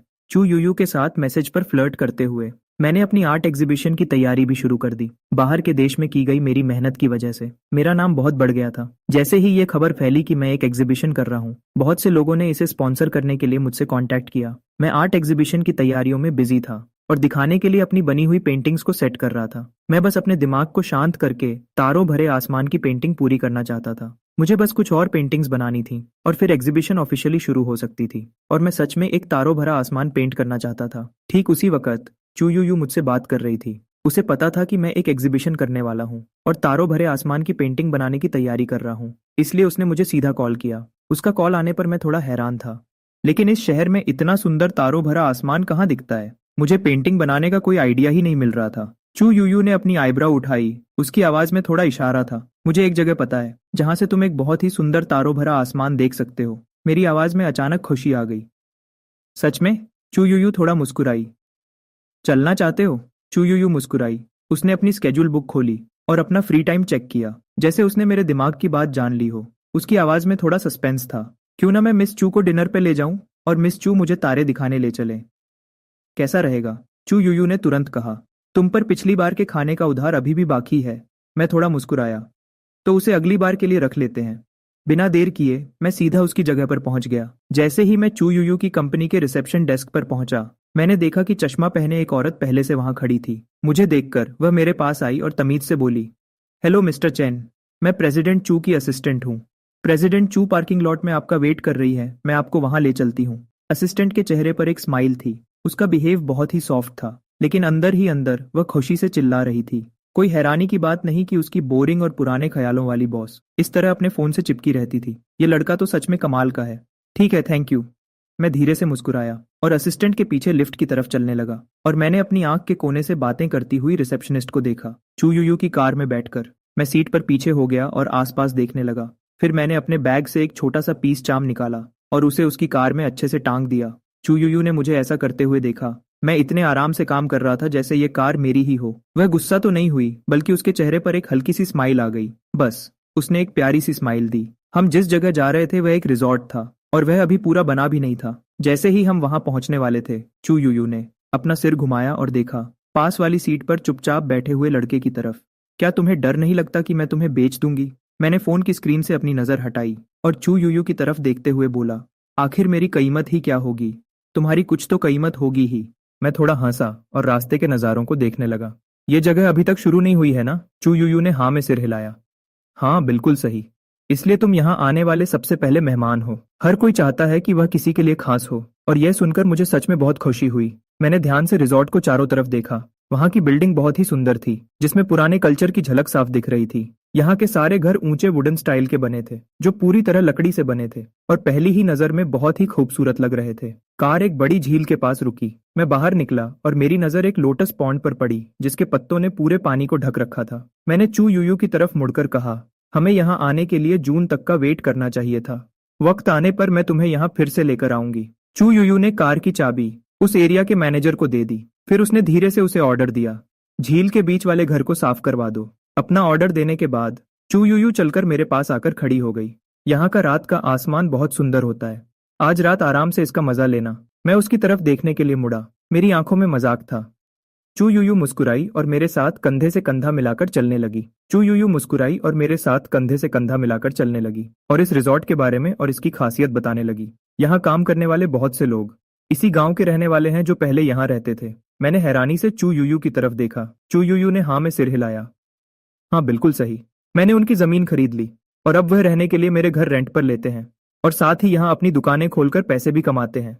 ये नए लोगों को काम पर रखने से कहीं ज्यादा आसान है। चू यूयू ने उस लगभग पूरे बने रिजॉर्ट को देखा और हल्की स्माइल के साथ कहा, वह इस जमीन को बहुत प्यार करेंगे और इसकी हिफाजत करेंगे, मेरे किसी भी दूसरे एम्प्लॉई से कहीं ज्यादा अच्छी तरह। बॉस चू सच में बिजनेस करना जानती हैं। आप मुझे क्यों नहीं सिखाती? चू यूयू ने अपने सामने खड़े लड़के को देखा। सिखा दूंगी, लेकिन इसकी फीस लगेगी। क्या आपके पास सच में थोड़े से पैसों की कमी है? चू यूयू ने मेरी साफ आंखों में देखा और उसके चेहरे पर एक शरारती स्माइल आ गई। मैंने कब कहा कि फीस पैसों में होनी चाहिए? मैंने हैरानी से अपनी आईब्राव उठाई, जैसे मुझे मजा आ रहा हो। अच्छा, तो फिर आपको क्या चाहिए? चू यूयू थोड़ी देर के लिए चुप रही, जब तक कि मैं पूरी तरह से जानने के लिए बेचैन नहीं हो गया। फिर आखिर में उसने कहा, मैं तुम्हें बाद में बताऊंगी। चलो अब खाने का वक्त हो गया है। यह कहकर वह थोड़ी दूर बने रेस्टोरेंट की तरफ चलने लगी। मुझे नहीं पता कि मैं पहले कहाँ घूम रहा था, लेकिन मेरा दिल बस उसके पीछे पीछे रेस्टोरेंट की तरफ चलना चाहता था। पहले मुझे बताओ। मैं बाद में बताऊंगी। जब तक हमने खाना खत्म किया, रात हो चुकी थी। मैं झील के पास घूमने ही वाला था ताकि खाना हजम हो सके। तभी चूयूयू ने मेरे सिर पर धीरे से हाथ फेरा। जैसे ही मैंने अपना सिर घुमाया, चूयूयू मेरे पास आई और मेरे कान में धीरे से बोली, ऊपर देखो। मैंने ऊपर देखा और मैं हैरान रह गया। वह बड़ा और खुला आसमान हजारों चमकदार सितारों से भरा हुआ था। ऐसा लग रहा था जैसे किसी थाली में ढेर सारे मोती बिखरे हुए चमक रहे हों। वे बहुत ही सुंदर और तेज चमक रहे थे। रिजॉर्ट के ट्रिप से वापस आने के बाद से चू यू यू फिर से अपने काम में बहुत बिजी हो गई। मैं भी समझता था कि अभी के लिए हमारा रिश्ता जितना है उतना काफी है, इसलिए मैंने खुद से उसे फोन करके परेशान नहीं किया। इसके बजाय आजकल मैं अक्सर बातें करता था लू रुयान और बाई निंगबिंग के साथ। लू रुयान सच में अपनी गलती सुधारना चाहती थी। वह मेरे अपार्टमेंट पर लगातार फूल भेजती रहती थी, हर एक दिन, बिना इस बात की परवाह किए कि मैं जवाब देता हूँ या नहीं। वह सुबह शाम मुझे मैसेज करती, मेरा हाल चाल पूछती और अपना प्यार दिखाती। अपने फोन पर ढेर सारे मैसेजेस आते हुए देखकर मैंने थोड़ी त्योरी चढ़ाई। मैंने फोन की स्क्रीन बंद की और अपनी पेंटिंग बनाना जारी रखा। मैं एग्जीबिशन के लिए अपनी आर्ट तैयार कर रहा था। सच तो ये है कि मुझे देश वापस आए काफी समय हो गया था। मेरे माँ बाप ने देखा कि मैं अभी तक लू फैमिली के घर नहीं गया हूँ, तो उन्हें थोड़ा शक होने लगा कि कुछ गड़बड़ है, और उन्होंने मुझसे कहा कि मैं जल्दी से लू फैमिली के बड़ों से मिलने जाऊं और दोनों परिवारों के बीच एक डिनर का प्लान बनाऊं। कोई और रास्ता न होने के कारण मुझे उनकी बात माननी ही पड़ी। मैं उन तोहफों को लेकर चल दिया जो मैं विदेश से लाया था और गाड़ी चलाकर लू फैमिली के विला की तरफ निकल गया। चैन और लू परिवार के घर वैसे भी एक दूसरे से ज्यादा दूर नहीं थे। गाड़ी से वहां पहुंचने में सिर्फ आधा घंटा लगा। जाने से पहले मैंने जानबूझकर लू के मम्मी पापा को फोन करके बता दिया था। मुझे अच्छे से पता था कि वह ये बात लू रुयान को जरूर बताएंगे, और जहां तक बात है कि लू रुयान घर पर होगी या नहीं, मुझे इस बात से कोई फर्क नहीं पड़ता था। यंग मास्टर चैन आए हैं। जैसे ही नौकर ने मुझे अंदर आते देखा, उसके चेहरे पर एक बड़ी सी मुस्कान आ गई। उसे अभी भी कुछ साल पहले की वह बड़ी सगाई की पार्टी अच्छे से याद थी, और उसे पूरा यकीन था कि यंग मास्टर चैन और उनकी बेटी की जोड़ी जन्नत में बनी है। अंकल लू, क्या मिस्टर और मिसेस लू घर पर हैं? हाँ हाँ, वे घर पर ही हैं। कृपया अंदर आइए। मैं तोहफे के डिब्बे लेकर अंदर गया और एक नजर घुमाते ही मैंने देखा कि लू की मम्मी लिविंग रूम में बैठकर टीवी देख रही हैं। नमस्ते आंटी। मेरी आवाज सुनकर लू की मम्मी तुरंत अपनी जगह से खड़ी हो गईं और उन्होंने अपना चल रहा सीरियल पॉज करना भी नहीं भूला और जल्दी से मेरा स्वागत करने आई। अरे वाह, तुम्हारा यहाँ आना ही हमारे लिए बहुत बड़ी बात है। तुम्हें ये तोहफे लाने की क्या जरूरत थी? तुम तो बहुत अच्छे हो। मैंने प्यार से मुस्कुराया और अपने हाथ के तोहफे उन्हें देते हुए कहा, आंटी, ये आपके लिए एक छोटा सा तोहफा है। जब मैंने विदेश में ये रेशम का स्कार्फ देखा तो मुझे तुरंत लगा कि ये सिर्फ आपके लिए ही बना है, इसलिए मैं वापस आने से पहले इसे खास तौर पर आपके लिए खरीद लाया। जो रेशम का स्कार्फ मैं लाया था वह एक बड़े ब्रांड का था जो यहाँ आसानी से नहीं मिलता। ये देखकर कि इसका रंग उनका पसंदीदा बैंगनी रंग था, लू की मम्मी खुशी से मुस्कुराने लगी। तुम कितने अच्छे हो, इतनी दूर रहकर भी तुमने मुझे याद रखा। मैंने एक सीधे साधे बच्चे की तरह कहा, मैं आपको कैसे भूल सकता हूँ। मैं अंकल के लिए भी एक तोहफा लाया हूँ, वे ऊपर अपने कमरे में हैं, अभी नीचे आते ही होंगे। पिछली बार जब हम मिले थे तो मैं तुम्हें ढंग से देख नहीं पाई थी। तुम इतने कमजोर क्यों लग रहे हो? क्या वहां का खाना तुम्हें पसंद नहीं आया? सब ठीक था, बस कभी कभी मुझे घर के खाने की याद आती थी। हम दोनों लिविंग रूम में बैठकर काफी देर तक बातें करते रहे। लू के पापा अभी तक नीचे नहीं आए थे। लू के पापा अभी तक नीचे नहीं आए थे। तभी लू रुयन बाहर से अंदर आई। लू की मम्मी ने अपनी बेटी के हाथ में फूलों का एक बड़ा सा गुलदस्ता देखा और उसे छेड़ते हुए बोली, तुम इतनी बार घर आई हो। और उसे छेड़ते हुए बोली, तुम इतनी बार घर आई हो और मैंने कभी तुम्हें अपनी माँ के लिए फूल खरीदते नहीं देखा। जैसे ही इसे पता चला कि तुम यहाँ हो, ये तुरंत फूल लेकर भागी चली आई। सच ही कहते हैं, पति मिलते ही लड़की अपनी माँ को भूल जाती है। लू रुयान मेरे पास आई और उसने वह सुंदर गुलदस्ता मुझे दे दिया, वहां बैठी लू की मम्मी के सम्मान के लिए। मैंने न चाहते हुए भी उसे ले लिया, लेकिन जैसे ही मैं घूमा मैंने एक झूठी मुस्कान के साथ वे गुलाब लू की मम्मी के हाथ में थमा दिए और कहा, तो क्यों ना मैं ये फूल आपको ही दे दूं, ताकि आपको थोड़ी खुशी मिले आंटी। लू की मम्मी, जो थोड़ा गंभीर बनने की कोशिश कर रही थी, मेरी बात सुनकर खुशी से खिल उठी। उन्होंने कहा, सच में एक बेटा होना कितना अच्छा होता है। मैंने मुस्कुराते हुए जवाब दिया, मेरे मम्मी पापा ने कहा है कि आज रात हमारे दोनों परिवार साथ में डिनर करेंगे, क्योंकि लू रुयान अब वापस आ गई है। तो क्यों ना हम अभी ही चलें ताकि आसानी हो। लू की मम्मी ने हाँ में सिर हिलाया और गुलदस्ते को टेबल पर रखते हुए बोली, मैं ऊपर जाकर इसके पापा को बुला लाती हूँ। जैसे ही लू की मम्मी सीढ़ियों के पीछे चली गईं, मेरे चेहरे की मुस्कान भी उनके साथ ही गायब हो गई। लू रुयान अचानक मेरे सामने घुटनों के बल बैठ गई और उसने मेरा हाथ जोर से पकड़ लिया। मैंने 2-3 बार अपना हाथ छुड़ाने की कोशिश की, पर नहीं छुड़ा पाया, इसलिए मैंने उसे वैसे ही छोड़ दिया। मेरा अब उसके साथ कोई रिश्ता नहीं है।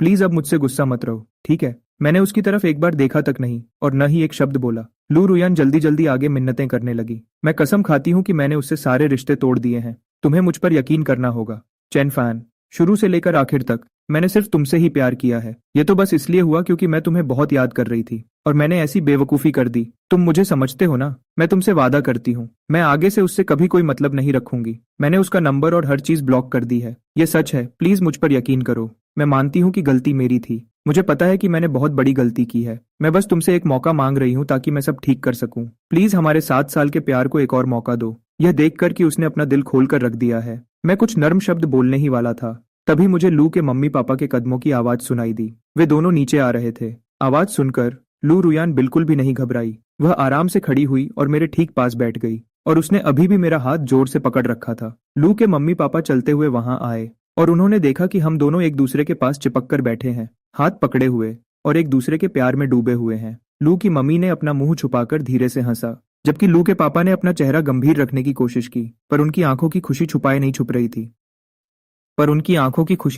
छुप रही थी। मैंने तुरंत लू रुयान का हाथ झटक दिया और जल्दी से खड़े होकर लू के पापा को नमस्ते किया। लू के पापा ने समझते हुए सिर हिलाया और हालचाल पूछा। लू रुयान भी खड़ी हो गई और बोली, चले मम्मी, आप पापा की गाड़ी में बैठो, तुम मेरे साथ चलो। किसी ने इस बात पर कोई एतराज नहीं किया, इसलिए हम सब एक साथ निकल गए। मैं चुपचाप आगे की सीट पर बैठ गया। यह एहसास चू यू यू की गाड़ी में बैठने से बिल्कुल अलग था। उस समय मैं खुद को आजाद और आरामदायक महसूस कर रहा था। मेरा दिमाग शांत था और मैं आराम से बैठा था, लेकिन इस वक्त मेरा चेहरा बिल्कुल ठंडा और गुस्से में था। यह साफ दिखाने के लिए कि मैं अभी भी गुस्से में हूँ। मैं सीट पर पीछे हो गया और अपना चेहरा खिड़की के बाहर कर लिया और मैंने लू रुयान की तरफ एक बार भी नहीं देखा। मैंने सुना है कि तुम एक आर्ट एग्जीबिशन करने वाले हो, क्या तुम्हें किसी चीज में मेरी मदद चाहिए? लू रुयान बार बार बात शुरू करने के लिए नए नए टॉपिक्स ढूंढने की कोशिश कर रही थी। मैं गाड़ी की खिड़की से बाहर आते जाते लोगों की भीड़ को देख रहा था। मेरा दिमाग थोड़ा खोया खोया सा था। कभी कभी लगता है कि यह दुनिया कितनी बड़ी है और मैं इतना छोटा हूँ कि कोई भी मुझे पूरी तरह भूल सकता है। और कभी कभी ऐसा भी लगता है जब मुझे इस दुनिया में अपने होने पर ही शक होने लगता है। भले ही मैं अपनी सोचों में खोया हुआ था, लेकिन मैं लू रुयान को जवाब देना नहीं भूला। कोई जरूरत नहीं है। मेरी आवाज में एक अजीब सी ठंडक और बेरुखी थी। लू रुयान थोड़ी परेशान और अनकंफर्टेबल हो गई, लेकिन फिर भी उसने ध्यान से बात बढ़ाने के लिए कुछ और बातें शुरू की। लेकिन बदले में उसे सिर्फ मेरी तरफ से धीमी और बेमन की आवाजें ही मिली। हम डिनर के लिए रेस्टोरेंट पहुंच गए। गाड़ी का दरवाजा खोलने से ठीक पहले मैंने आखिरकार अपना सिर घुमाया और सीधा लू रुयान की तरफ देखा। लू रुयान, वादे सिर्फ कहने के लिए नहीं होते। तुमने मुझसे एक मौका देने की भीख मांगी थी, तो अब तुम्हें इसे सच में करके दिखाना होगा। मुझे तुम्हारा पक्का इरादा साफ साफ दिखना चाहिए, ताकि मैं देख सकूं कि तुम सिर्फ मीठी बातें नहीं कर रही बल्कि सच में बदल सकती हो, समझी? लू रुयान एक पल के लिए हैरान रह गई। इस 7 साल पुराने रिश्ते को मैं भी इस तरह अधूरा नहीं छोड़ना चाहता। मुझे उम्मीद है कि तुम मुझे फिर से निराश नहीं करोगी। यह कहकर मैंने अपनी सीट बेल्ट खोली, दरवाजा खोला और गाड़ी से बाहर निकल गया। डिनर के टेबल पर दोनों परिवार इस बात से बच नहीं सके और उन्होंने हम दोनों की शादी के बारे में बात करना शुरू कर दिया। पहले तो इसलिए रुका था क्योंकि चेन फैन बाहर पढ़ाई कर रहा था, लेकिन अब जब वह वापस आ गया है तो क्यों ना हम कोई अच्छा दिन देखकर पहले शादी करवा दें। हाँ, ये सही है, उन्हें दूर रखने से तो अच्छा ही है। अब जब दोनों एक साथ हैं तो हमें सच में शादी की तैयारी शुरू कर देनी चाहिए। सही बात है, अब दोनों की उम्र भी बढ़ रही है। ये उनकी शादी की ही उम्र है। आपको रिश्ता, अब दोनों छोटे नहीं रहे, अब सही वक्त आ गया है। लू रुयान के पापा ने हम दोनों बच्चों की तरफ देखा। तुम दोनों का क्या कहना है? मैंने धीरे से अपने होंठ थोड़े गीले किए और कहा, मुझे लगता है कि यह थोड़ी जल्दबाजी होगी। अभी जल्दबाजी शब्द मेरे मुंह से पूरी तरह निकला भी नहीं था कि लू रुयान ने मेरी बात बीच में ही काट दी। हम पूरी तरह से अपने माता पिता के फैसले को मानेंगे। मैंने गुस्से से अपना सिर घुमाया और लू रुयान की तरफ देखा। उसके चेहरे पर एक प्यारी सी मुस्कान थी और उसने टेबल के नीचे से मेरा हाथ जोर से पकड़ लिया। मैंने जानबूझकर अपना हाथ छुड़ाने की कोशिश की, लेकिन जब मैं अपना हाथ नहीं छुड़ा पाया तो मैंने गुस्से में अपनी तेवरी चढ़ाई। पर आखिर में मैं खामोश रहा और मैंने मना नहीं किया। मेरी आंखों में जो गुस्से की ठंडक थी वह धीरे धीरे पिघलने लगी थी। यह देखकर कि मैंने शादी से इनकार नहीं किया, लू रुयान अपनी खुशी रोक नहीं पाई। उसके चेहरे पर पिछले कई दिनों के बाद सबसे सच्ची और प्यारी मुस्कान आई थी। दोनों परिवार के माता पिता ने हम दोनों बच्चों को देखा, जहां एक ने शर्म से अपना सिर झुका लिया था और दूसरी अपने पार्टनर को एक प्यारी सी मुस्कान से देख रही थी। और बिना कुछ कहे सब लोग खुशी से हंस पड़े। फिर उन्होंने आगे शादी की बातें शुरू कर दी। मैंने चेक किया है, अगले महीने शादी के लिए कुछ बहुत अच्छे दिन हैं। अगले महीने तो बहुत जल्दी हो जाएगा, हमें तैयारी का वक्त नहीं मिलेगा। ये बात तो सही है। तो फिर जुलाई में करते हैं। जुलाई का महीना अच्छा है और मौसम भी ठंडा होता है। जब तक मुझे घर छोड़ा गया तब तक मुझे बिल्कुल अंदाजा नहीं था कि दोनों परिवारों ने शादी की क्या तारीख तय की है। दोनों परिवारों ने शादी की बातों को बिल्कुल नहीं छुपाया, इसलिए यह खबर जल्दी ही बहुत से लोगों तक पहुंच गई। बाई निंगबिंग इस वक्त एक बार के प्राइवेट रूम में बैठकर शराब पी रहा था। बाई निंगबिंग एक बार के प्राइवेट रूम में बैठकर शराब पी रहा था। उसे अच्छी तरह पता था कि इस वक्त उसके जज्बात बिल्कुल काबू में नहीं हैं, लेकिन वह खुद को रोकना नहीं चाहता था। वह बस खुद को बहने देना चाहता था। जब जांग याओ अंदर आया और उसने बाई निंगबिंग को अपना गम भुलाने के लिए अकेले शराब पीते देखा तो वह थोड़ा हैरान हो गया। दोस्त, तुम्हें क्या हुआ है? बाई निंगबिंग ने थोड़ा सा अपना मुंह बनाया। हाँ, आखिर उसे क्या हुआ था? लू रुयान और मेरी शादी हो रही थी।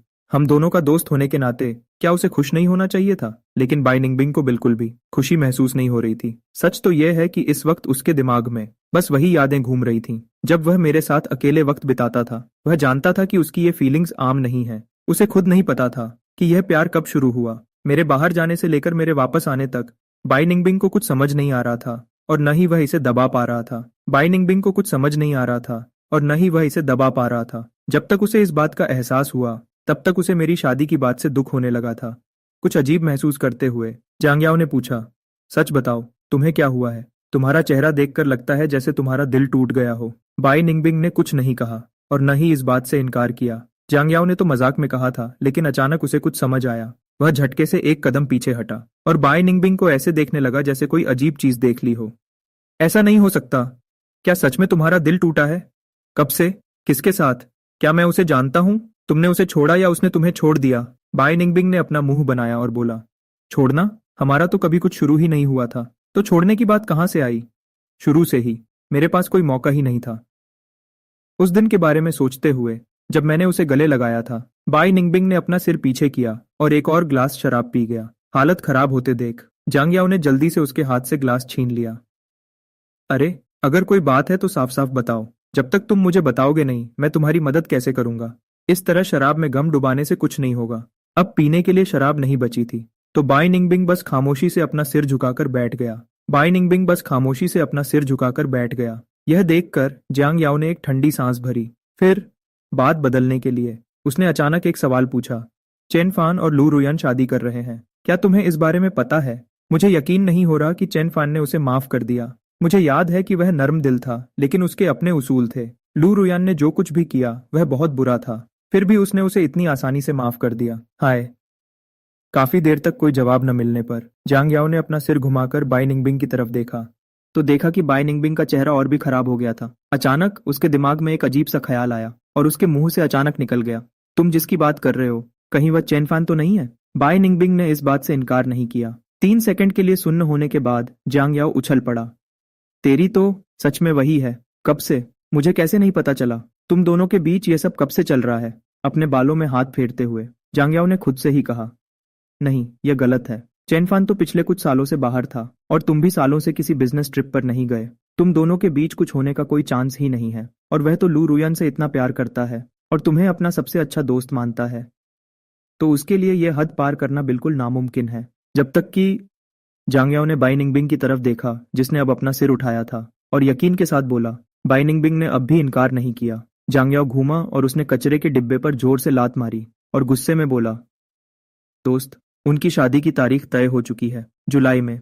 वे जुलाई में शादी कर रहे हैं। तुम क्या सोच रहे हो? बाई निंगबिंग ने अपना ग्लास उठाया और सिर पीछे करके बेहोश होने तक पीना शुरू कर दिया। बाई निंगबिंग ने अपना ग्लास उठाया और सिर पीछे करके बेहोश होने तक पीना शुरू कर दिया। इस बार जांग याओ ने उसे नहीं रोका। जांग याओ उसके पास गया, बाई निंगबिंग के पास बैठा और ठंडी सांस लेकर बोला, पी लो। आज पीने के बाद इस बात को यहीं खत्म कर देना।